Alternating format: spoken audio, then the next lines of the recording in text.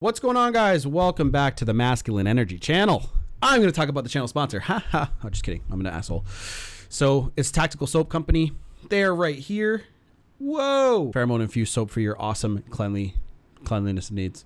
So in this video, what I truly want to talk to you guys about and give the knowledge about is there's always another woman. So, and I don't mean this in like, you know, for any girls to watch and be like, oh my God, the guy's with another girl. No. What I'm trying to do here is let the fellas know that when they're going through a breakup or they're going through a really hard time in their life with the girl or another girl, there are a lot more women out there that will fuck you, that will find you attractive. As long as you don't fucking talk them right out of liking you or act insecure, start acting like a high value man.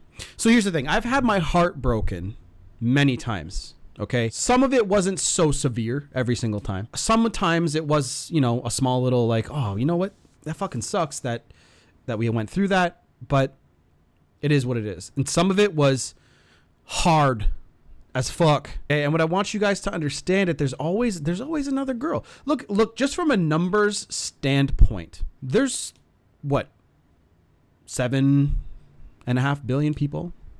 Half those are women. And you cut out kids and you cut out old ladies and people who fall into the range of who you would date and who would date you. You're looking at a few fucking million of them. The fact that you're like a lot of you guys that reach out to me for coaching or have issues with your exes or anything like that, you guys are going through a lot of what we call one-itis. You think that there's going to be no other girl that can treat you the same way that your ex treated you. And I'm here to tell you that that's absolute bullshit, and that's just a limiting belief that you have. Okay?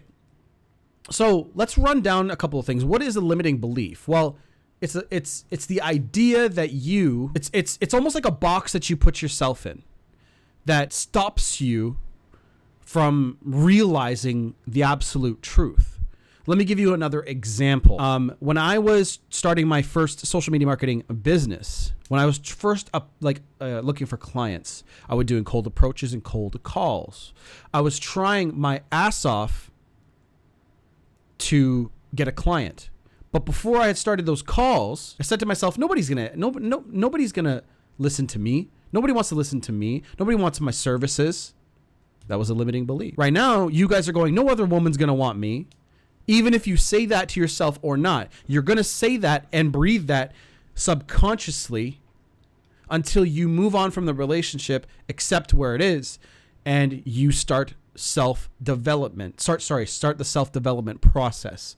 And when you start to trust that self-development process, this is when you become attractive again. You couldn't date every woman out there that finds you attractive, that would fuck you, that would date you. You would die. Well, how many decent relationships that went on for an extended period of time could you possibly have in a lifetime? I'm not even gonna fucking say a number, but you can't, because again, the millions of chicks that you could possibly date, right? That finds you attractive, you know, there's so many of them out there. And here's a little quick thing.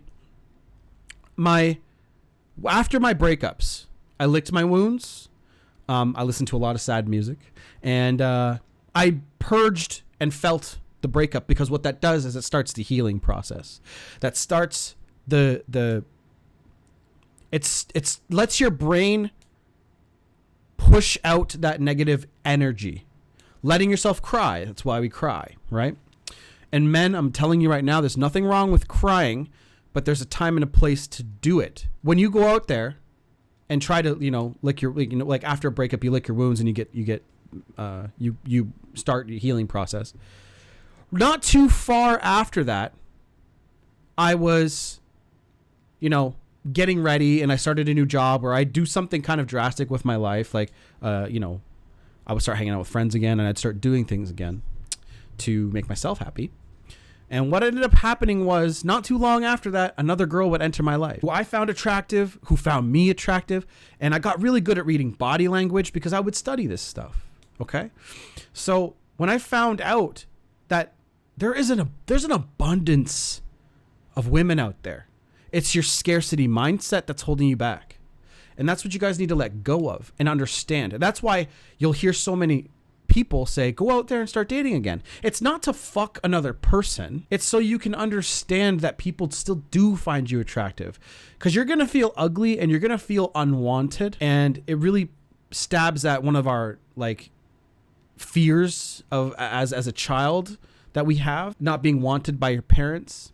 So that's one thing you guys got to be aware of. Be aware of that stuff. So when you go through all of these I know people that are going to watch this video have gone through a breakup or going through breakups, whoever comes across my channel, there's always another woman. And you're not going to want to hear this right now because you want your ex back so bad. But getting your ex back, the thing about that, it comes from you moving forward and moving on.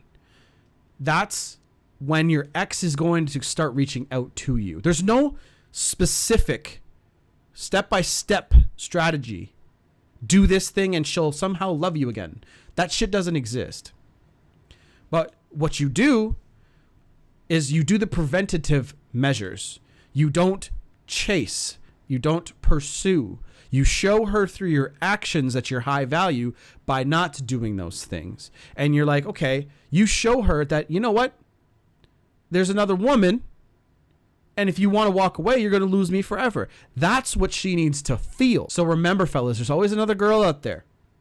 And if somebody, and you guys got to instill a lot of value into yourselves if you don't see that yet. All right? Love you guys. Done.